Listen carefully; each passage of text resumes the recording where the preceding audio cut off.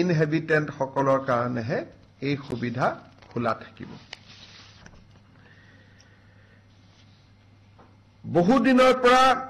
এছাম অংগনবাদী কৰ্মী মধ্যাহ্ন ভোজনৰ ৰান্ধনীয়ে কাৰোবাৰ যি ধৰণে নহওক কিয় পৰোচনাত পৰি কৈ থাকে যে অক্ষয় পাত্ৰ আহিব আমাৰ চাকৰি যাব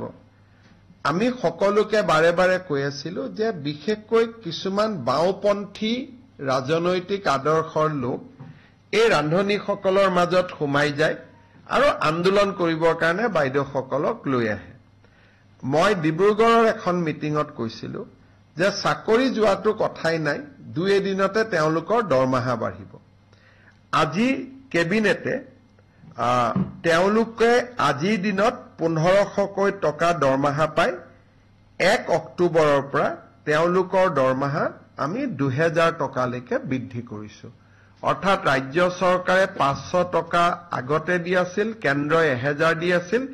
এতিয়া কেন্দ্ৰই 1000 দিব ৰাজ্যই 1000 দিব টোটেল 2000 টকা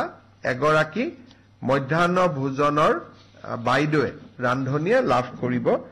আৰু এই আঁচনিটো ৰূপায়ণ কৰিবলৈ যাওঁতে ৰাজ্য চৰকাৰে 108 কোটি টকা খৰচ কৰিব লাগিব